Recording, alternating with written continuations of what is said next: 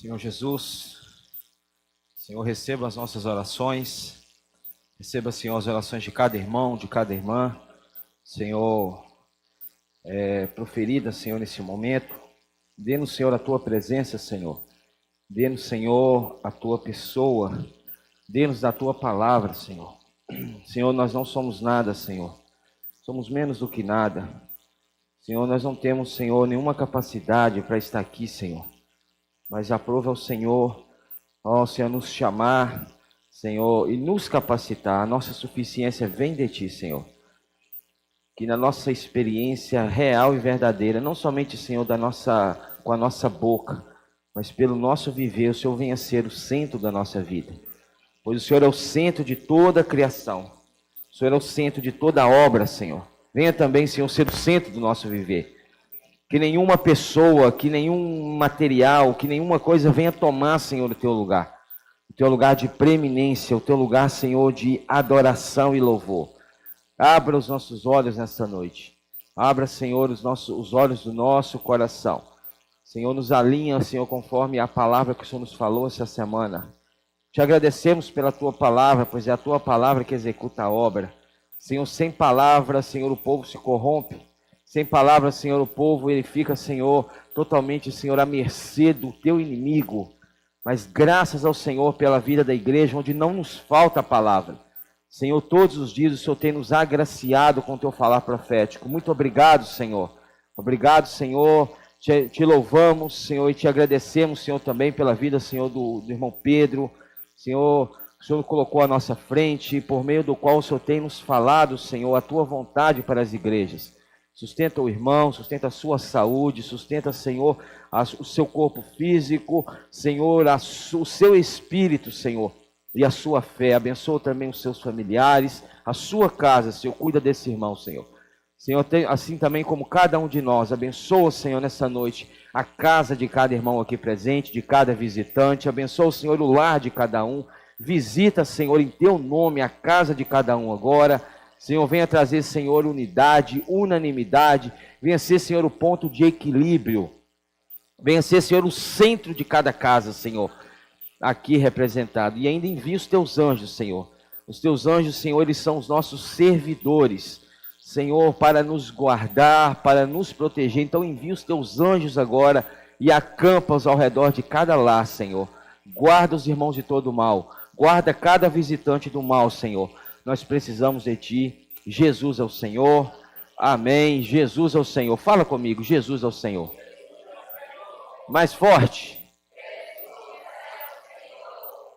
Jesus é o Senhor. Graças a Deus que Jesus é o Senhor. E Ele é o centro do nosso viver. Essa semana estaremos compartilhando a semana 2 do Alimento Diário, que tem como título Cristo, o centro da obra de Deus. Estamos vendo o livro de Colossenses, certo? Estamos vendo o livro de Colossenses. Nós já vimos Colossenses antes. No último estudo de Colossenses, nós vimos Colossenses como? Alguém lembra? Alguém lembra? Como que nós vimos Colossenses no estudo passado? O que Colossenses nos trazia no estudo passado? O mistério de Deus, Cristo.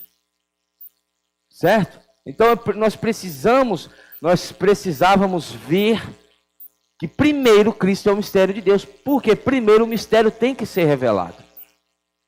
No estudo de Colossenses passado nós vimos dessa forma. Mas agora nesse estudo que nós estamos vendo novamente, por isso que a palavra de Deus ela se renova. Ela se faz nova dia após dia. Por isso que neste livro agora, de Colossenses que nós estamos vendo dessa vez, nos fala a respeito da preeminência, a respeito da centralidade de Cristo na obra de Deus. Então primeiro o Senhor nos mostrou quem é Ele. Primeiro Deus nos revelou o seu mistério. Agora Deus está nos revelando que esse mistério é o centro da sua vontade. E Paulo escrevendo a epístola aos Colossenses, irmãos, você tem que entender o contexto das epístolas. Você tem que entender por que elas foram escritas. Semana passada, no sábado, o Flávio deu uma boa introdução a respeito disso. Colossenses ela foi escrita em um ambiente de uma igreja que reunia não pessoas da mesma visão, não pessoas com uma mesma percepção. Colossenses reuniam pessoas, irmãos, de várias percepções. Colossenses reunia pessoas que eram muito apegadas, elas eram totalmente ali empenhadas concernente à filosofia grega. Sabemos muito bem como que é a cultura grega. A cultura grega, irmãos, ela se apega muito à questão do saber. Eu tenho que entender por que isso existe. Tem que ser, me explica. Lembra quando Paulo esteve em Atenas? Ali ele foi levado para o Areópago, onde a nata da filosofia de Atenas levou ele para aquele lugar e falou: olha, nos explica melhor a respeito dessas palavras, nós precisamos entender. Mas eles não queriam entender de uma maneira que, eu ouvindo algo, esse algo está contrário ao que eu creio, mas eu abro o coração para esse algo que eu estou ouvindo. Eles queriam entender da seguinte forma: o que você falar precisa estar totalmente alinhado àquilo que eu já creio.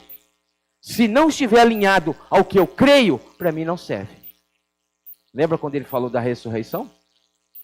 Muitos saíram fora, falaram: olha, deste assunto, isso está em Atos, deste assunto nós te ouviremos em uma outra oportunidade. Porque eles não criam nisso. Então, irmãos, a igreja em Colossos, ela recebeu pessoas de todas as percepções e visões. Aí você pensa para você ver também a cultura grega. O que a cultura grega ela traz? A existência de várias divindades. Não é isso? Para os gregos, é um deus para cada questão, irmão. Quem aqui já não viu esses filmes aí, ó, esses filmes que passam aí, a gente vê aí, esses filmes aí que tem, Thor, que tem Odin, que tem Poseidon, que tem essas coisas todas aí, isso é, tudo, é um deus para cada situação. Então, os gregos, eles tinham essa visão. Aí, ou seja, chega essa turma para dentro da igreja, com essa percepção de que existe um Deus para cada situação. Para cada necessidade que eu tenho, tem um Deus para resolver ela. Agora você imagina essa turma chegando para dentro da igreja de Colossos e Paulo escrevendo para eles, porque Paulo não esteve em Colossos. Ele escreveu, certo? Paulo escrevendo para os irmãos em Colossos, falou: olha, a partir de hoje só existe um Deus e um Senhor, o centro da obra de Deus, Cristo Jesus, o nosso Senhor. Você já pensou, irmãos? Por isso, irmãos, abra o seu coração. Por isso que às vezes é tão difícil para o Espírito fazer a obra no nosso interior, porque nós já estamos convictos, de acordo com a bagagem que nós trazemos de toda a nossa vida, certo? Aquilo que eu aprendi lá na minha infância, na minha juventude, é isso e pronto, eu não aceito nada além disso, e nada contrário a isso. Nós precisamos abrir o nosso coração. Se nós abrirmos o nosso coração, nós seremos salvos. Nós seremos ajudados pelo Senhor, que é a própria palavra. Então, abra o seu coração, irmãos. O Atmani, em um dos seus livros, ele falou o seguinte, ele fez uma pergunta. Ele perguntou assim: você sabe por que alguns não são ajudados com a palavra da verdade? Alguns não são ajudados. Porque nós já vamos para uma reunião, já antecipadamente com uma palavra que nós queremos ouvir. Ou seja, se não fala a palavra que eu quero ouvir, ou se essa palavra não está de acordo com o que eu quero, para mim não serve. Nós já pré-estabelecemos o que nós queremos. Mas Deus não é assim. Deus, ele não está aqui para falar o que nós queremos ouvir. Deus está aqui para falar o que nós precisamos ouvir. É diferente. Então você tem que abrir o seu coração. Senhor, eu sei que, independente da bagagem que eu trouxe da minha vida passada, independente de qualquer coisa, eu creio que o que o Senhor falar é o que eu preciso ouvir. Abra o seu coração. Fala com o irmão que está do seu lado. Irmão, abra o seu coração. Então nós lemos em Colossenses capítulo 1, filha pediu para lermos, versículo 15, não é isso?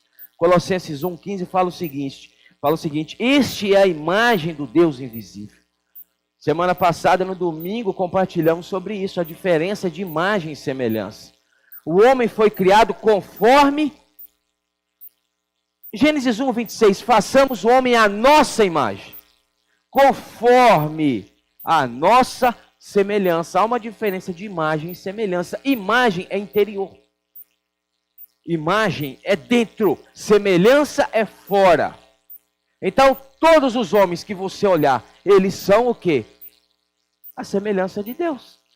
Independente se creram ou não. Mas agora a imagem de Deus, estes homens só serão a partir do momento que eles crerem. E receberão o Espírito da verdade. Aí sim, esse Espírito vai começar a fazer a obra e vai nos transformando interiormente segundo o que Deus é. Então, quando Paulo escreve, ele fala, olha, este é a imagem do Deus invisível, o primogênito de toda a criação, pois nele foram criadas todas as coisas, nos céus e sobre a terra, as visíveis e as invisíveis, sejam tronos, sejam soberanias, quer principados, quer potestades, tudo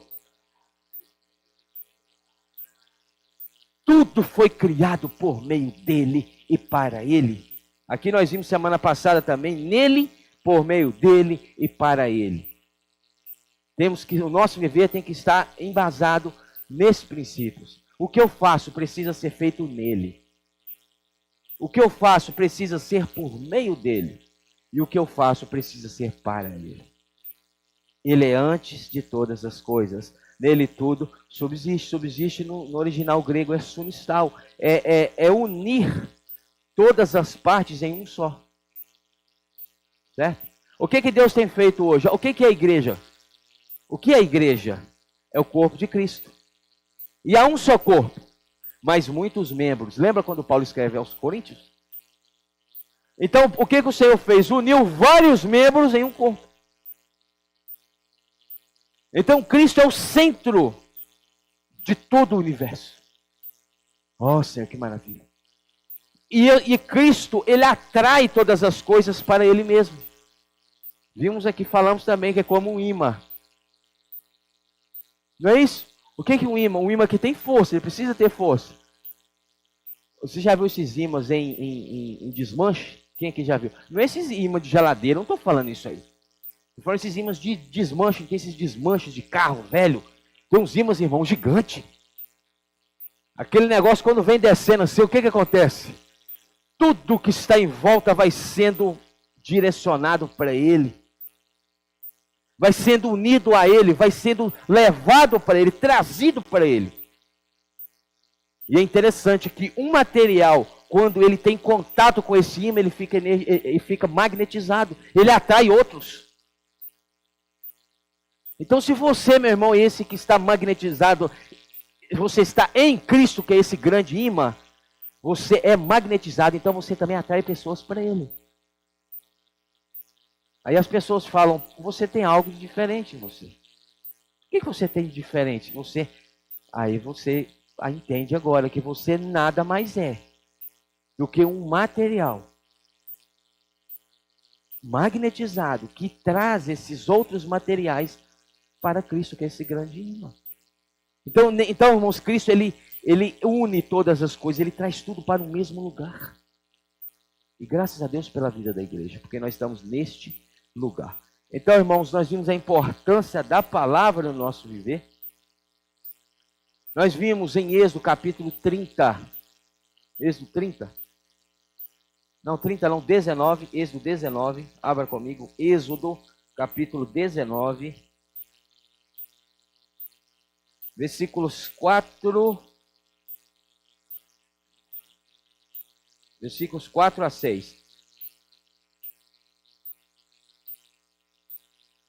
Êxodo 19, 4 a 6, fala o seguinte: tendes visto o que fiz aos egípcios? Como vos levei sobre asas de águia e vos cheguei a mim? E vos chegueis o quê? A mim. Isso é atrair. Você está entendendo? É isso que Deus faz, Ele atrai. E vos chegueis a mim? Agora, pois, versículo 5 de Êxodo 19. Agora, pois, se diligentemente ouvirdes a minha voz e guardardes a minha aliança, então sereis a minha propriedade peculiar dentre todos os povos, porque toda a terra é minha. Essa palavra propriedade peculiar, a King James atualizada traduz ela para tesouro pessoal. Você é o tesouro pessoal de Deus. Fala com o irmão que está do seu lado, você é o tesouro pessoal de Deus. Aí você entrou nesse local imaginando o quê? Não, ninguém gosta de mim, ninguém me ama, ninguém está nem aí para mim. Aí vem a palavra e fala, você é um tesouro de Deus. Senhor Jesus. Irmão, isso é motivo de você se alegrar. Aí Deus fala, você é o meu tesouro pessoal. Aí o versículo 6 fala, vós me sereis reino de sacerdotes e nação santa. São essas as palavras que falarás aos filhos de Israel. Aí Pedro relata isso. 1 Pedro capítulo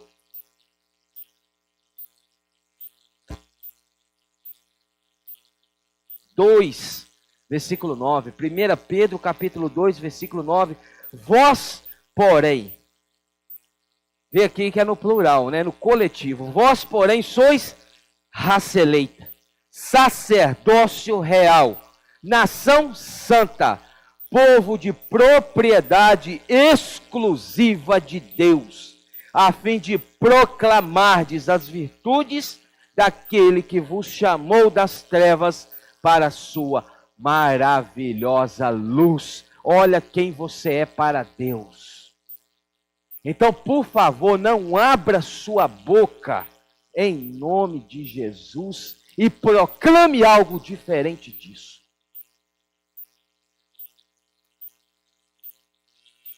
Quando você se sentir para baixo, que todos nós sentimos, só hora ou outra está todo mundo para baixo.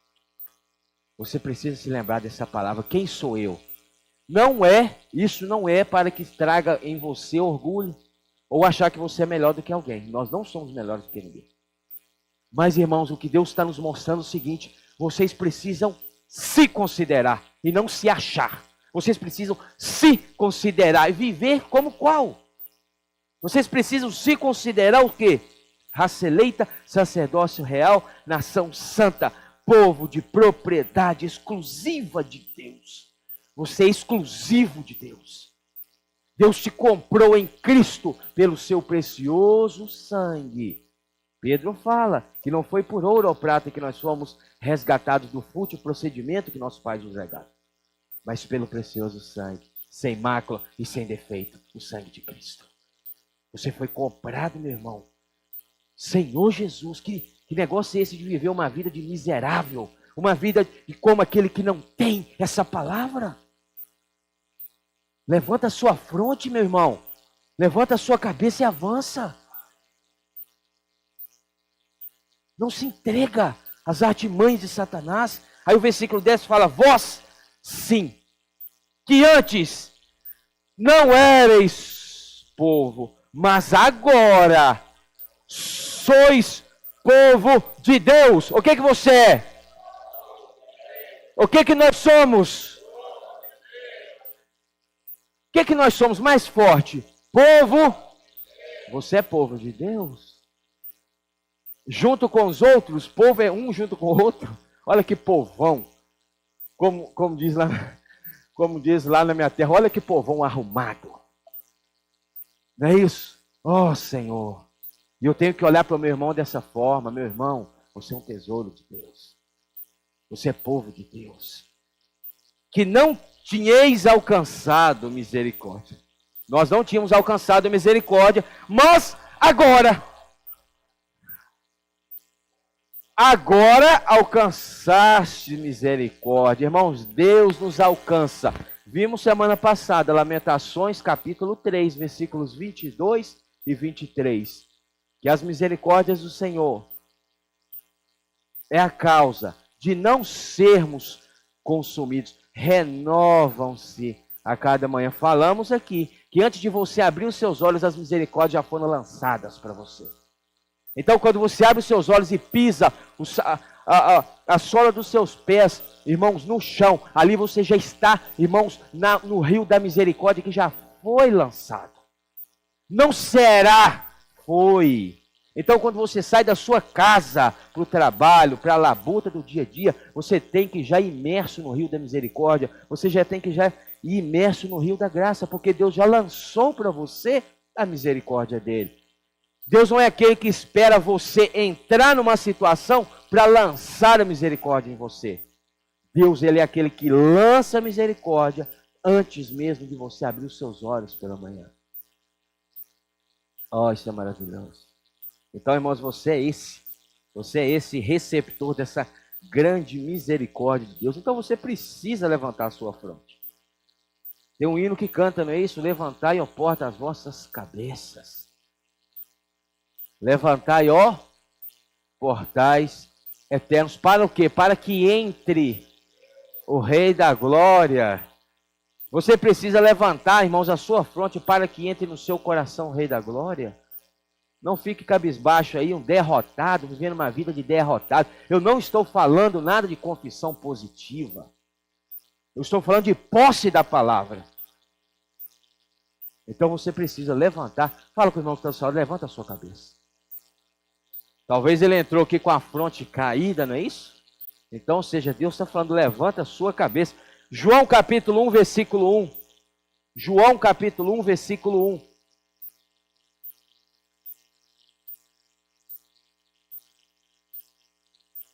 João capítulo 1, versículo 1. Senhor Jesus, procurando e invocando o nome do Senhor. João 1, 1. No princípio era o verbo. E o verbo estava com Deus. No princípio era. Esse princípio aqui, para você entender, é o verdadeiro princípio. Gênesis 1, 1 fala o quê? Mas esse não é o primeiro verdadeiro princípio, ou o primeiro princípio. Gênesis 1, 1 fala do princípio do físico, do que foi criado. Mas antes disso ser criado, já existia. Por isso que não fala que veio existir, aqui fala que era. No princípio era. Então, ou seja, já existia. Aqui te mostra que todas as coisas que existem, elas foram criadas por meio de Cristo, porque ele já existia. Agora você fica com a sua cabeça enrolada, mas Cristo só existiu depois que ele nasceu da Virgem? Não, ele já existia. Ó. Aquilo é o Cristo homem, meu irmão. Mas se eu entrar em você, se eu entrar aqui agora em Hebreus, a respeito do Espírito, do sacrifício oferecido pelo Espírito eterno, eu te mostrar a respeito de eternidade, você vai ficar louco. Você fala, Senhor Jesus, como isso é maravilhoso. Então, irmãos, aqui ele já era, no princípio era. V maiúsculo, não é isso? Está aqui? Verbo. Qual que é o significado de verbo no grego? Logos. Palavra. Apocalipse nos fala que Cristo, 19, que Cristo é o verbo de Deus. É a palavra de Deus. Então, esse verbo que é Cristo, mas esse verbo também é a palavra.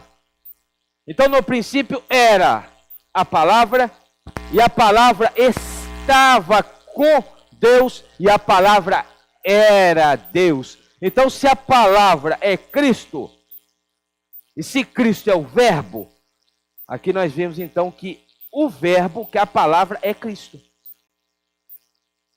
E aqui fala, irmãos, que no princípio era a palavra, no princípio, no início de alguma coisa. Na nossa vida, nós temos aí inícios todos os dias. Você inicia um novo trabalho, você inicia um novo relacionamento, você inicia um novo emprego, você inicia um estudo. Nós estamos sempre iniciando em algo, não é isso? Você inicia o atendimento a um novo paciente, você inicia você ali uma professora, você inicia ali aquele ano, você vai começar a dar aquela aula para um novo aluno, tudo é início. A nossa vida é cheia de início, não é isso? Deus é um Deus de novos começos. Mas a nossa vida, ela precisa, tudo na nossa vida, eu quero que você entenda, de acordo com o que nós estamos vendo aqui, tudo na nossa vida precisa ter início na palavra. Se a minha vida, se algo que eu estou iniciando está fora da palavra, certamente aquilo não vai dar certo.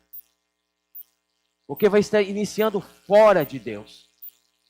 Então toda decisão, toda confirmação, tudo que você for decidir ou iniciar, precisa ser iniciado no respaldo da palavra de Deus.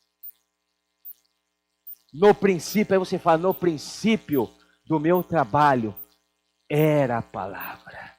Olha, irmãos, iniciar na palavra, no princípio era. Certo? E o verbo estava com Deus e o verbo era Deus. Então, irmãos, a nossa vida, tudo precisa ter início na palavra. Versículo 2. Ele estava no princípio com Deus. Versículo 14. E o verbo se fez carne.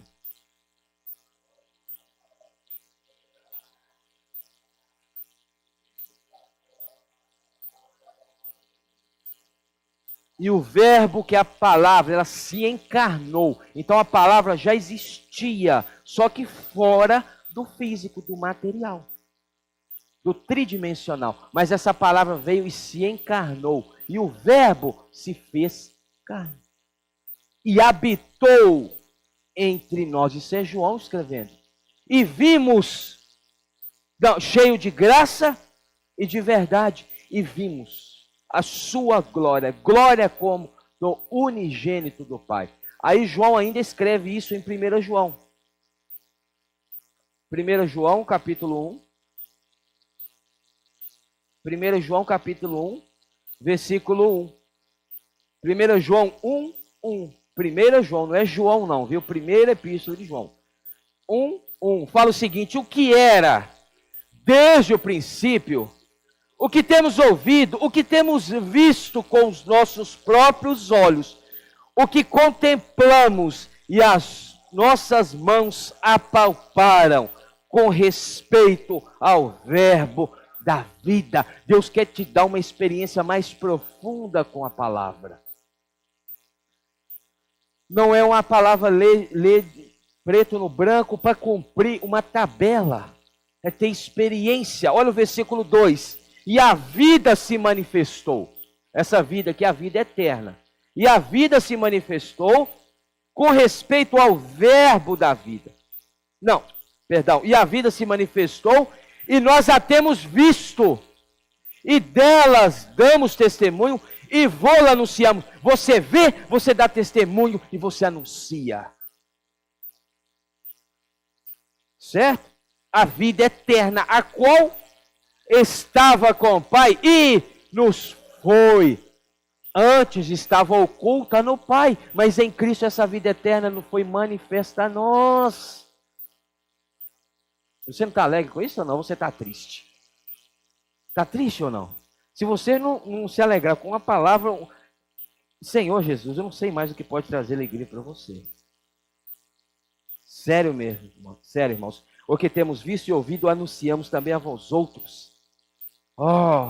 Igualmente, para que vós, igualmente, versículo 3, mantenhais comunhão conosco. A palavra, irmãos, para que serve a palavra também? A palavra é para nos unir e termos comunhão. Então, quando nós nos unirmos, precisa haver a palavra na comunhão. Não é unir, irmãos, para com todo respeito, ficar falando uns dos outros. Não é unir ali para ficar apontando o erro dos irmãos. É unir o que? Para ter comunhão na palavra. Não que você não possa falar com seu irmão, não, não estou falando isso, mas eu estou falando que o princípio, aqui estamos falando de princípios. Porque uma vez que você tem comunhão e inicia na palavra, irmãos, toda a sua comunhão vai ser na bênção. Aí ele fala, para que igualmente mantenhamos comunhão conosco. Ora, a nossa comunhão é com o Pai e com seu Filho, Jesus Cristo. Essas coisas, pois, vos escrevemos, para que a nossa alegria... O João está falando, você sabe onde que você encontra a alegria completa? Na palavra, em Cristo. É o único lugar onde você encontra a alegria completa. No mundo há uma falsa alegria. Começa hoje, amanhã já não tem ela. Passageira, temporal. A alegria do mundo é essa, ela pode te proporcionar uma felicidade momentânea. Mas se Cristo não for o centro da nossa vida, e nós colocarmos outra coisa no lugar de Cristo, a sua alegria nunca será completa. Você se alegra hoje, eu consegui, eu conquistei o que eu queria. Sim, amanhã você já não está mais com aquela alegria. Tá? Isso aí é ou não é um fato? Irmãos, o que vem do mundo é temporal, é passageiro, é enganoso. Agora, o que vem de Deus, que no início era, a alegria se torna completa. Então, sua alegria, a minha alegria, a nossa alegria só será completa em Cristo. Nada fora de Cristo subsiste. Fora dele, irmãos, nada mantém equilíbrio. Fora de Cristo, nós somos, com todo respeito, perdão pela palavra, nós somos desequilibrados. Nós somos desequilibrados. Mas agora em Cristo nós encontramos o equilíbrio que nós tanto precisamos. Em Cristo nós encontramos a alegria que nós tanto precisamos. É isso que Paulo queria mostrar aos Colossenses. Mas aqui, voltando para o versículo 1, falou que era desde o princípio a respeito da palavra, viu? O que temos ouvido, primeiro você ouve. Paulo escrevendo aos Romanos, capítulo 10, ele cita a respeito como crerão naquele de quem, ou em quem, não é isso? Qualquer, de quem nunca ouviram. Então, a primeira coisa, irmãos, é ouvir. Aí depois que você ouve, o que temos ouvido e o que temos visto, aí você vê. Certo? Aí você vê. Mas esse ver ainda é algo muito longe. Você ouve, você vê, mas está longe. Com os nossos próprios olhos, agora quando fala contemplar, aí já é algo que aproxima. Ninguém contempla um objeto que está longe, algo que está longe. Você só contempla quando você está aproximado, certo? Você ouve, você vê, você contempla. É isso que o Senhor quer fazer conosco. Talvez você só tá somente igual Jó, ouvindo. Eu te conheci só de ouvir. Mas Deus quer nos levar para um outro degrau, um outro patamar. Agora, o Senhor quer que nós o vejamos. Mas ainda está muito longe. Deus quer que nós contemplamos. Aí está perto. Mas ainda não teve o toque. Mas aí quando você contempla, ele está mais perto. Agora, nesse último item, quando fala, e as nossas mãos apalparam. Aí sim, irmãos, presta atenção. Quando você se aprofunda na imersão da palavra, desfruta mesmo, não estou falando de algo superficial. Quando você desfruta, Cristo pode ser apalpado por você. Sabia não? Quem que já não desfrutou de tal maneira que você fala, eu tô tocando. Essa experiência. Mas aí Satanás, como um astuto, talvez amanhã nós iremos trazer uma palavra sobre isso. Ele quer atrapalhar, ele quer corromper, ele quer nos tirar desse foco. Aí o que? Abra comigo.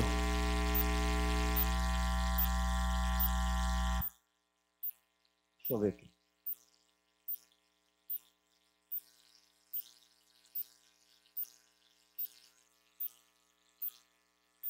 Isaías 43. Isaías 43.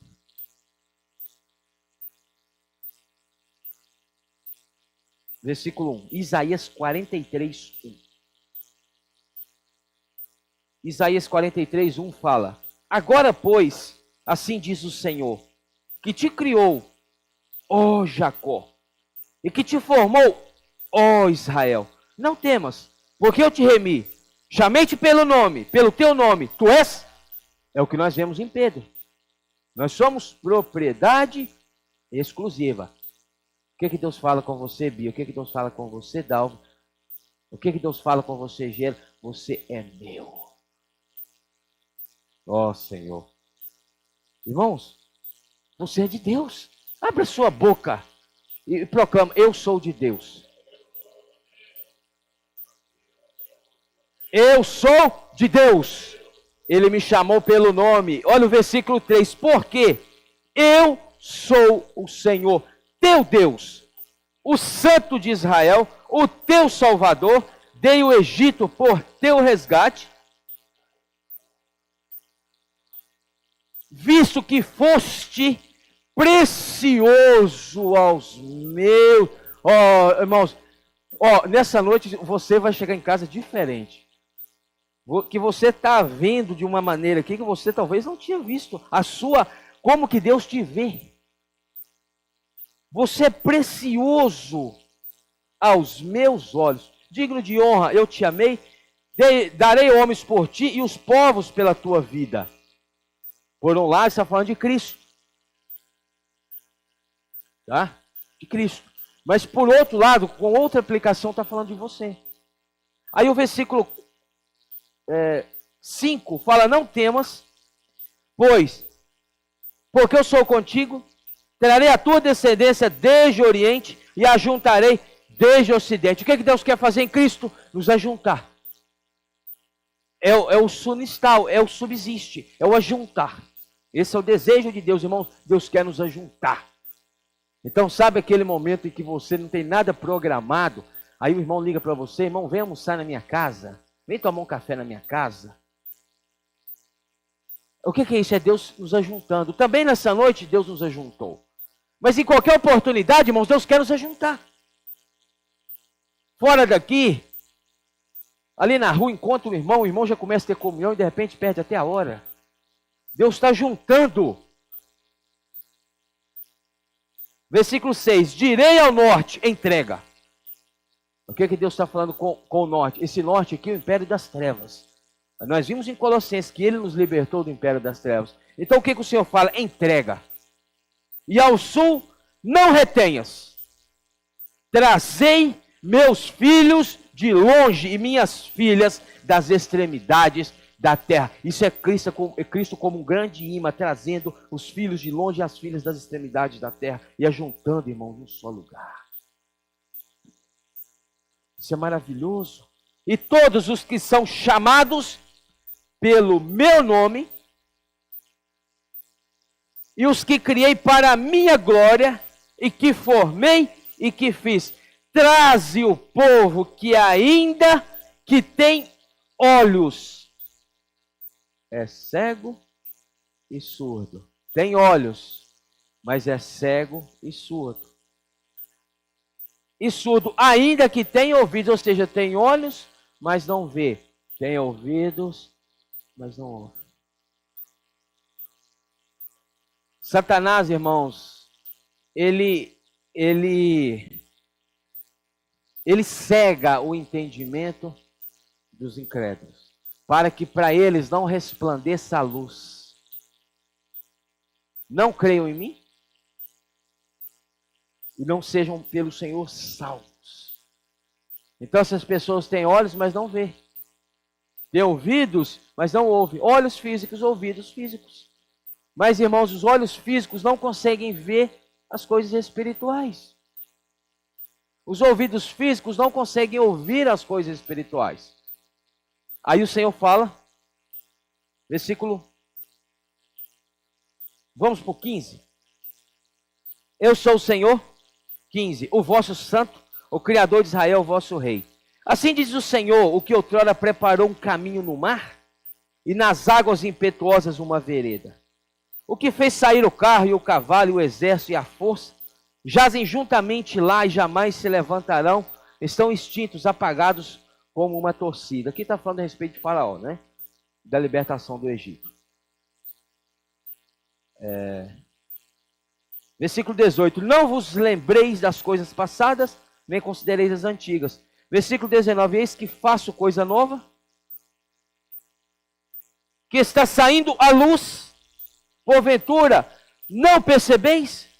Eis que porém um caminho no deserto e rios no ermo. Deus está preparando essa salvação, trazendo os que estão longe, por meio do fluir desse rio que saiu lá do Éden. O fluir do rio não foi impedido, a entrada do Éden foi, mas o rio fluiu do Éden e está alcançando essas pessoas. Os animais do campo me glorificarão, os chacais e os filhotes de avestruz, porque porei águas no deserto e rios no ermo, para dar de beber ao meu povo, ao meu escolhido, ao povo que formei para mim, para celebrar o meu louvor. Satanás, ele tem uma astúcia. Ele vai fazer de tudo para impedir que o homem não veja, não ouça. Porque o primeiro item é ouvir. Mas se ele não puder interromper que o homem ouça, ele vai fazer de tudo para interromper que esse homem veja. Se ele não conseguir interromper para que esse veja, não está muito longe. Ele vai interromper para que esse homem o contemple. Mas ainda assim ele não conseguiu, ele vai fazer de tudo para interromper esse homem a palpa. Irmãos, nós precisamos dar mais valor à palavra que nós temos recebido. Porque, irmãos, essa palavra é o próprio Senhor sendo manifesto. Não tem, irmãos, explicação. Aí, voltando para a primeira, o que eu estou falando, 1 João 1:1. Ver, ouvir, ver, contemplar e apalpar. Irmãos, esses são princípios. Agora se você só ouve, você não vai conseguir, irmãos, apalpar. É um princípio, você tem que criar intimidade. Aprofundar, é o que a palavra tem sempre nos falado, é imergir na palavra profética.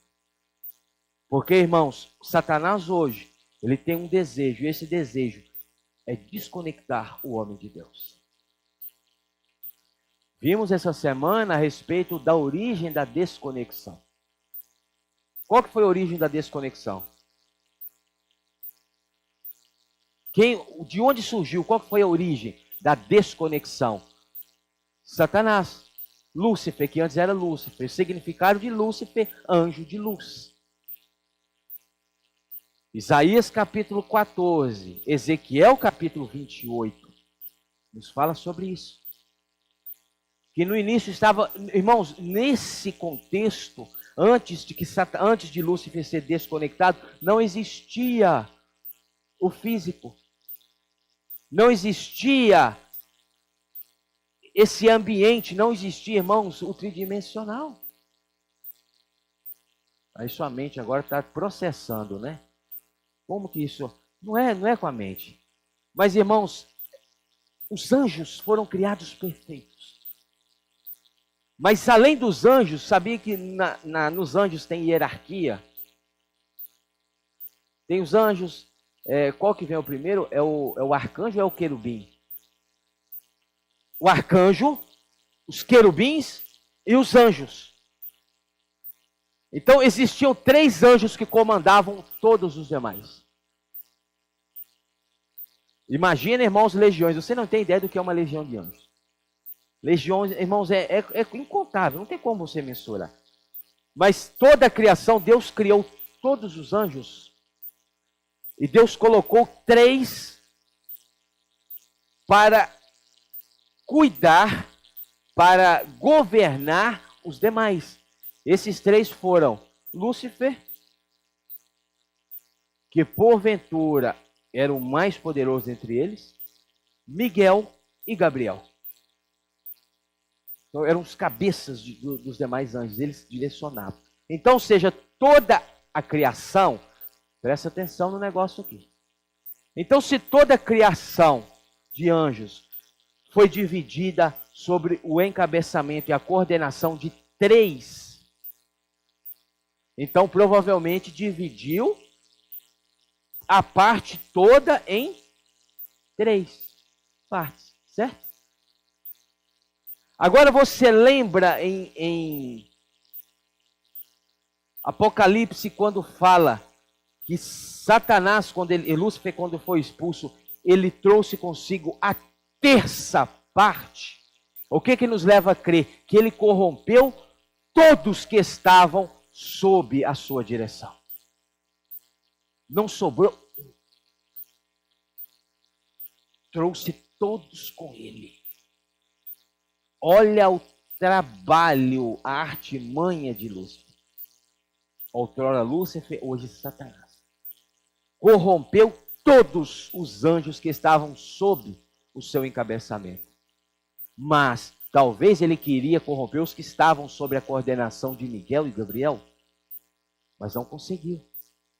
Então, irmãos, a desconexão ocorreu nessa época. E esse ser que provou dessa desconexão, ele induziu o homem no jardim do Éden a o quê? A também se desconectar. Porque se ele induz pelo mesmo caminho, é óbvio que este que foi desconectado vai seguir o mesmo caminho que ele. Então no Éden, a desconexão não ocorreu quando primeiro a mulher, depois o homem, comeu do fruto. Falamos isso quinta-feira lá no GFCM. Para de falar que a maçã era o fruto que se tem gente. Quem aqui não já ouviu falar maçã é um fruto proibido? Para com isso, meu irmão. Quem que já nunca ouviu, não é isso? O fruto proibido, o fruto do pecado. Você lembra do quê? Da maçã, pobrezinha da maçã. Aí você nem come maçã. Porque você ouviu falar que a maçã era o fruto que Eva comeu. Para com isso. A Bíblia não cita que fruto era. Então, meu irmão, a desconexão não ocorreu quando a mulher pegou e comeu. A desconexão ocorreu antes. Quando na conversa com a serpente, no diálogo, a serpente induziu Eva a duvidar da palavra. O que Satanás, nós vamos revelar um segredo dele aqui, certo? Como que Satanás, ele quer, qual que é as suas artimanhas para nos desconectar? Te levar a duvidar da palavra. Quando você duvida da palavra, eu tenho uma péssima notícia para você. Você foi desconectado. Quando Eva duvidou, a desconexão ocorreu na mente. Por isso que Paulo fala em Romanos capítulo 12, versículo 2, que nós temos que renovar a nossa mente. A desconexão ocorreu na mente. Então, ou seja, o ato dela pegar o fruto e comer foi um resultado da desconexão. A desconexão não ocorreu porque o homem pecou. O homem pecou porque a desconexão ocorreu. Primeiro não veio o pecado, e sim a desconexão. Porque o pecado, ele entra no lugar onde está o homem, está desconectado de Deus. Quando há uma desconexão, abre um caminho para a ação de Satanás.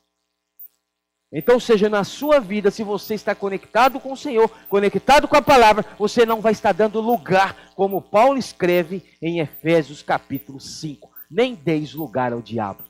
Esse dar lugar ao diabo, irmãos, é abrir caminho para ele.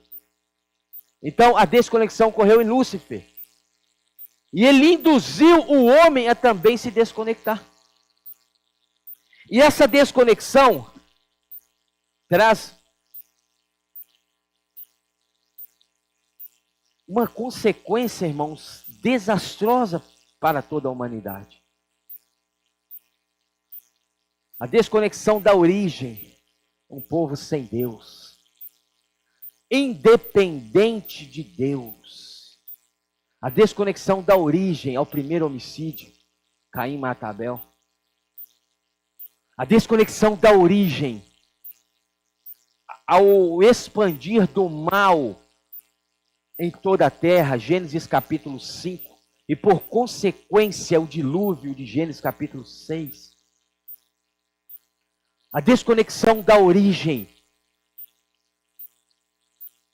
Quando sai da arca Noé e sua família, a exposição de Cã, seu pai. E Cã, por consequência, foi amaldiçoado porque expôs a nudez de Noé. A desconexão da origem,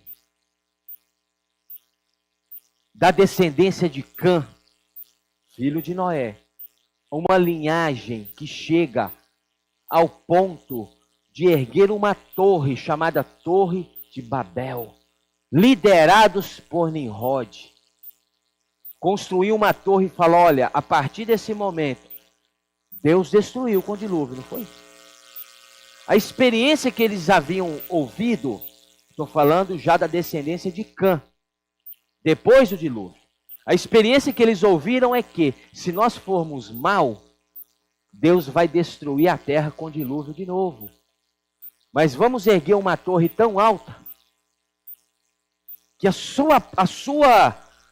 seu pico chega ao céu. Aí eu quero ver ele mandar água e nos alcançar lá em cima.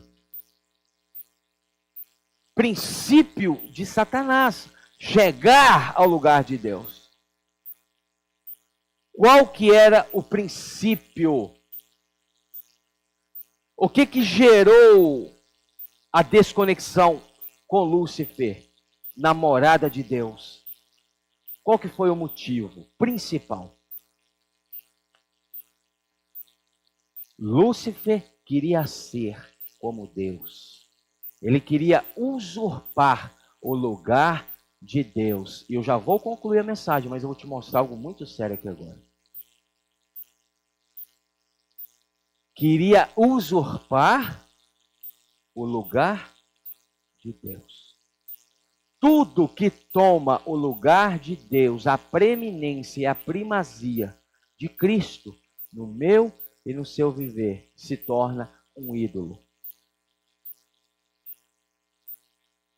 Sejam pessoas, coisas, sejam matérias, qualquer coisa que toma o seu coração, toma o lugar de Cristo no seu coração, se torna o seu ídolo. Então, quando Nimrod ergue aquela torre, o que ele queria? Desafiar Deus, mas, por outro lado, nós não podemos ficar à mercê de nós mesmos. Nós temos que providenciar uma outra saída para que nós recebamos o que nós precisamos. Foram aí que surgiu a idolatria. Nimrod fundou a torre, ele cooperou para erguer a Torre de Babel, mas ele cooperou também na fundação da cidade de Babilônia e também na fundação da cidade de Nínive. Então, na igreja aos Colossenses, na igreja em Colossos, como vinha o povo de todas as visões, o que chegou um povo naquela igreja e viu? Falou, olha, tá, Cristo é isso aí, mas nós também temos um outro ser que iguala a ele, que nós podemos também recorrer a ele. Certo? Vimos essa semana a respeito do gnosticismo. O gnosticismo, ele olha para o homem, ele vê que o homem, a carne, a matéria é mal, a carne é mal, mas eu só vou vencer essa carne pelo desenvolvimento de pensamentos racionais, ao ponto de chegar, ou seja, o mal está na carne. O mal está na carne, a ponto de chegar, de levar o homem ao que? Ao autoflagelo. Já que se o mal está na carne, eu vou acabar com o mal, eu vou acabar com a carne. A autoflagelação, quem aqui nunca já viu isso? Então naquela igreja, filha, chegou pessoas de várias formas, de vários pensamentos. E dentre estes, tinham aqueles que cultuavam anjos. Hebreus 1. Hebreus capítulo 1. versículo 4 ao versículo 6, Hebreus 1, 4 a 6 fala o seguinte: tendo se tornado tão superior aos anjos, quanto herdou mais excelente nome do que eles. Cristo, ele herdou, aqui fala, se tornando tão superior aos anjos, Cristo está tão acima dos anjos, que ele herdou, quanto mais herdou mais excelente nome do que eles. Então, seja, a adoração a anjos equiparava, igualava Cristo. Eu não deixo de adorar a Cristo, mas eu também não deixo de adorar o anjo. E Paulo, escrevendo aos Colossenses, fala: vocês têm que parar com isso. Porque tudo fora disso é engano. Tudo fora disso não é adoração a Cristo, não é adoração a Deus. Aí aqui fala o seguinte, versículo 5. Pois a qual dos anjos disse: jamais, tu és meu filho, hoje te gerei. E outra vez, eu lhe serei pai e ele me será filho. E novamente, ao introduzir o primogênito no mundo, diz: e todos os anjos de Deus o adorem quem? Cristo. Então, a função dos anjos, Apocalipse deixa bem claro, que a função, que eles adoram a Cristo. Se eles adoram a Cristo, é porque eles estão muito abaixo de Cristo.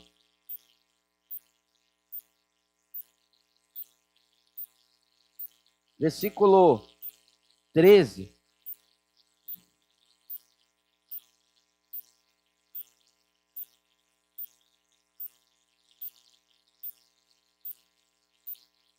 E 14.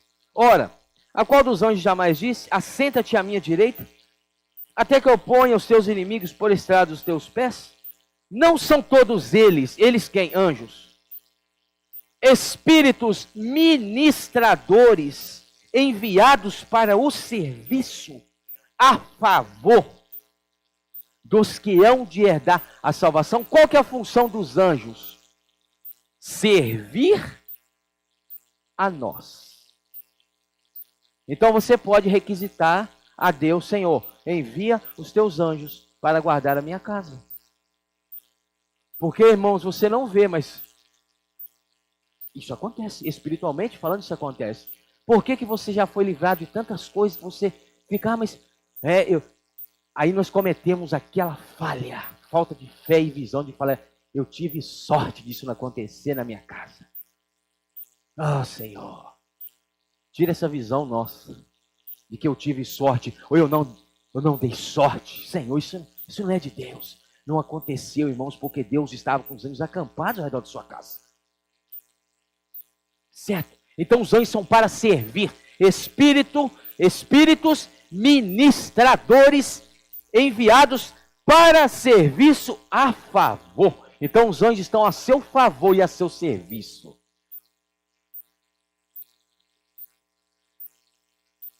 Mas nós temos que ter a visão seguinte: João, quando estava em Patmos, ele já era um João maduro, não era? Apóstolo João, quando estava em Patmos, era o último discípulo do Senhor, apóstolo que andou com o Senhor. Ele já era um João maduro, um João idoso, tanto que escreveu o Apocalipse. O Apocalipse não foi escrito por um João imaturo, foi escrito por um João maduro. Se você vê Apocalipse capítulo 19, versículo 10, olha o que João fez, presta atenção. Como é sério isso aqui. Apocalipse 19, 10.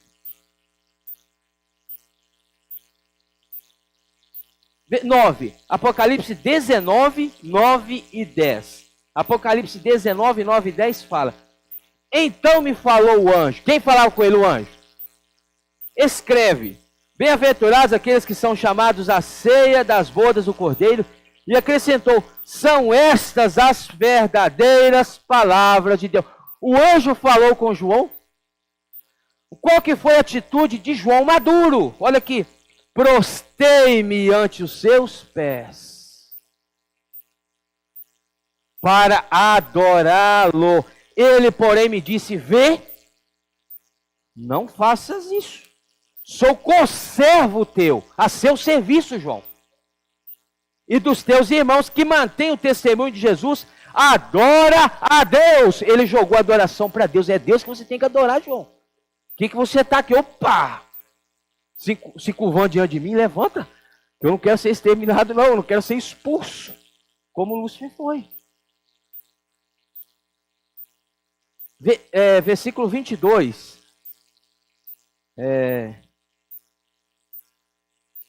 Versículo 8. Apocalipse 22, 8. Eu, João, sou quem ouviu e viu estas coisas.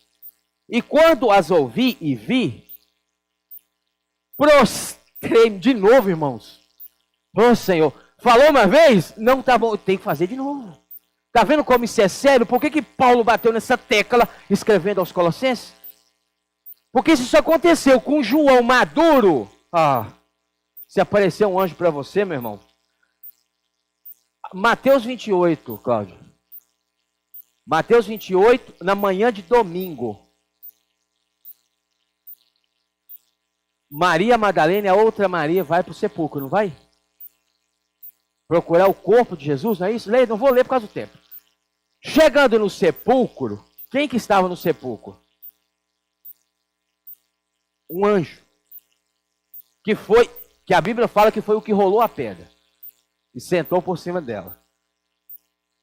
Maria, olha a visão. Aí você fala, mas eu tenho 30 anos de vida na igreja, eu não preciso ouvir dessas coisas não. João, eu vou aplicar na pessoa de João. Eu tenho 30 anos, 40 anos de vida da igreja, eu já ouvi muitas verdades, irmão. Falar dessa coisa aí que eu não devo adorar, não, você não precisa nem falar, seja matéria dada. João. Chega Maria Madalena com uma semana que tinha sido salva, eu estou aplicando. Chega no sepulcro, vê o anjo, o que ela fala? Cadê o meu Senhor? Com todo respeito, se fosse um de nós, nossa, um anjo. Aí você, o irmão já foi isso uma vez, né? Posiciona do lado, anjo, vamos tirar uma selfie. Mas vamos sentar aqui, anjo, para a gente ter um pouco de comunhão? Irmãos, perdeu o foco. João vê o anjo e prostra. 40 anos de vida da igreja, estou aplicando. Maria Madalena, a outra Maria que estava com ela, uma semana, um mês que foi salva e batizada. E por falar nisso, eu já estava esquecendo, filha. Mas o Senhor me fez lembrar. Amanhã, na reunião do Partido Pão, nós queremos abrir para batismos. Nós ainda não recebemos nenhum nome. Mas nós vamos estar abertos. E se você que está aqui ouvindo ainda não passou pelas águas, nós queremos de todo o coração te levar para este caminho da salvação. Você sente-se tocado? Eu quero Jesus, eu quero seguir Jesus. Não vamos dar uma palavra sobre batismo, porque demos no último batismo. Irmãos, mas é uma justiça de Deus. Meu irmão, você não sabe o dia da manhã. E por mais que você creia, se você não for batizado, irmãos, vai estar mais ou menos complicado para você. Não é que você vai para o lago de fogo, mas você vai precisar passar um tempinho, 1000 anos, nas trevas exteriores, para ser aperfeiçoado.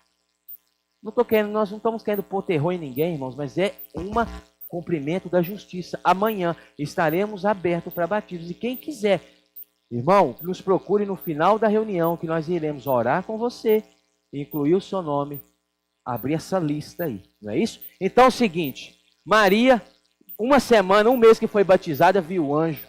Eu quero saber de anjo, cadê o meu Senhor? Irmãos, isso é a visão. Isso é a visão, não é questão de ficar... Atos 7. Atos 7. Adora a Deus. Atos 7. Versículo 35. Atos 7, 35. Ó Senhor Jesus, a este Moisés, a quem negaram reconhecer, dizendo, quem te constituiu autoridade e juiz? Isso é o povo de Israel liberto do Egito, viu? A este enviou Deus como chefe libertador, com assistência do anjo que lhe apareceu na sarça.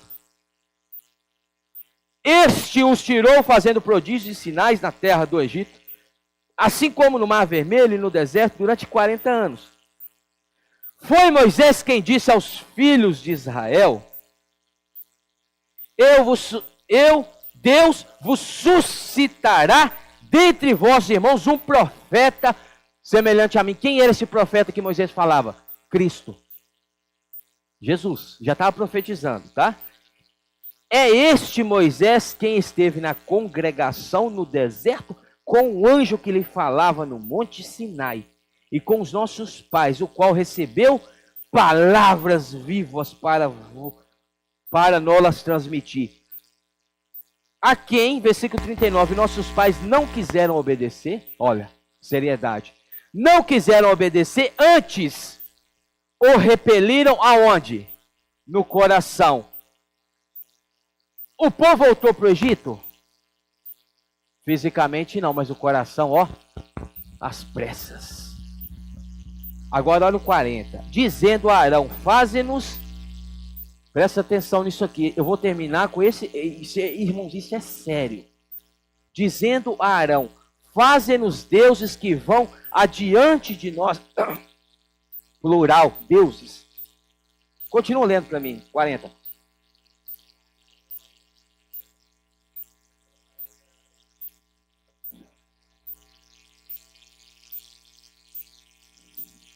Versículo 41, naqueles dias, fizeram um bezerro e ofereceram sacrifícios ao ídolo. O bezerro era o ídolo. Alegrando-se com as obras das suas mãos. Mas Deus se afastou e os entregou. O que é o culto da milícia celestial? Presta atenção que eu vou terminar aqui. Quando Paulo fala em Romanos que nós devemos oferecer o nosso corpo, que é o vosso culto racional, que você tem noção do que você está fazendo. Este povo pediu ídolos no lugar de Deus. Princípio de Nimrod. Faze-nos deuses para que nós adoremos. Tal. Aí versículo 42, mas Deus se afastou e os entregou ao culto da milícia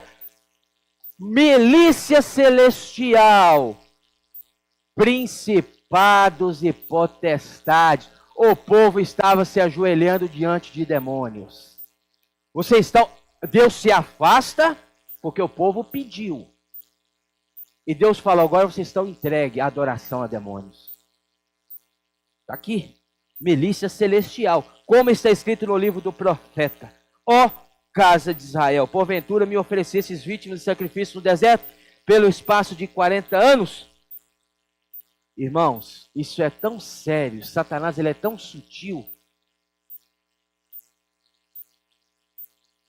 que ele enganou Jesus. O Senhor Jesus está repreendido. Ele tentou enganar Jesus no deserto, oferecendo o quê? Alimento, glória, riqueza. Nenhum dos itens que foi a glória, o que ele falou? Todas essas coisas me foram entregues e eu as te dou. Se prostrado. O que Satanás quer? Adoração. Adoração, certo? O que Nimrod fez lá na Torre de Babel? Ídolos. Cada ídolo, cada necessidade, Vanusa, tinha um ídolo. Aí eu preciso que chova, deixa eu ir para o Deus da chuva. Ofereço, adoro ele e ele faz chover. Ah, eu quero um casamento, deixa eu ir para o ídolo do casamento. Adoro e ele faz acontecer. Deixa eu ir para o ídolo da saúde. N's de certo? O que Satanás quer? Adoração. Mas deixa eu te perguntar. Se ele aparecer diante do homem, porque muita gente pede a Satanás com aquele chifrão, aquele rabo pontudo, não é aquilo aí. Ele é sutil. Sutil. Mas ele quer o quê? Adoração. Então, na Torre de Babel, quando o povo fazia aqueles ídolos e se prostrava, eles estavam prostrando diante de quem? Demônios. Êxodo, e eu termino aqui. Êxodo 30.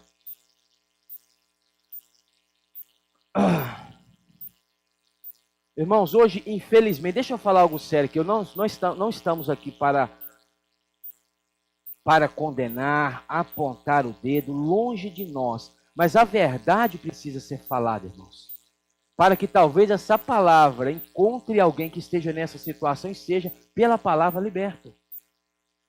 Hoje tem muitas pessoas que têm essa prática. Diante de coisas, as pessoas se ajoelham. Diante de benefícios, as pessoas se ajoelham. Satanás, Lúcifer, lá em Êxodo, em Ezequiel capítulo 28, ele negociou o apoio da terça parte dos anjos em troca de benefícios. Ó, eu vou te dar, se eu conseguir tomar o lugar de Deus, eu vou te colocar nesse cargo aqui. Mas você tem que me seguir. Eu vou te colocar naquela outra função. Chama-se comércio. Na multiplicação do seu comércio. Então, ou seja, ele quer que ajoelhe, adoração. Infelizmente, irmãos, tem pessoas que não sabem, tá? Eu estou falando isso, às vezes a pessoa não tem consciência do que está fazendo. Tantas pessoas que estão se ajoelhando diante de ídolos, oferecendo sacrifícios, porque não sabe da verdade, irmãos. Você sabe por quê? Espiritualmente falando, uma pessoa acende uma vela diante de um ídolo. Você sabe, eu vou falar espiritualmente, você sabe o resultado disso? O que ela está oferecendo? A si mesma. Êxodo 30, versículo 1 fala: farás também um altar para queimares nele o incenso de madeira de acácia, o farás. De madeira, um altar de incenso. O incenso hoje, dificilmente você vê incenso. Mas as pessoas estão acendendo outras coisas. Qual que é o significado disso? Versículo 6. Presta atenção. Porás o altar defronte o véu. Então, Bia, o lugar de adoração tinha que ficar diante de quem? Deus. Deus está naquele lugar. Então, ou seja, o altar tem que ficar diante de Deus. Que está diante da arca do testemunho, diante do propiciatório, que está sobre o testemunho, onde me avistarei contigo. Arão queimará sobre ele o incenso aromático. Cada manhã, quando preparar as lâmpadas, o queimará. Queimará incenso, tem que ter um incenso ali. Certo? Quando ao crepúsculo da tarde acender as lâmpadas, o queimará. Será incenso contínuo perante quem? O incenso era oferecido perante o Senhor. Certo? Agora, o que acompanha o incenso? Salmo 141, aí eu já termino. Salmo 141. Oh, Senhor Jesus.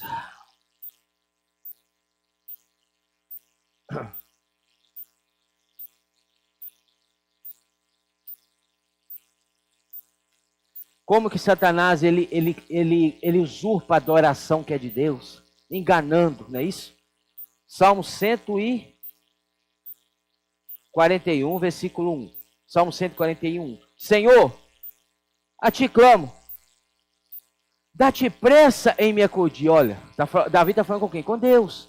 Dá-te pressa em me acudir. Inclina os ouvidos à minha voz quando te invoco.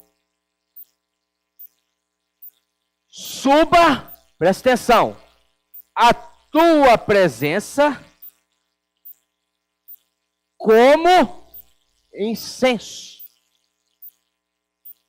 e seja o erguer das minhas mãos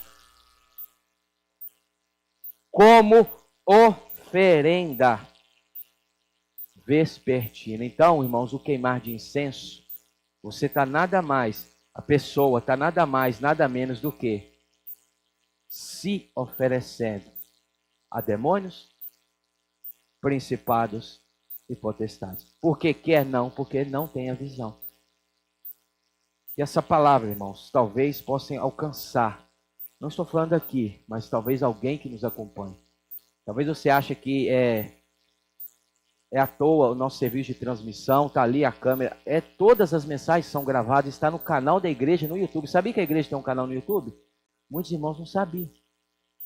Vai no YouTube, Igreja em Carlos Chagas. Semana passada teve um comentário lá do Nordeste, não sei quem, uma pessoa lá do Nordeste comentou.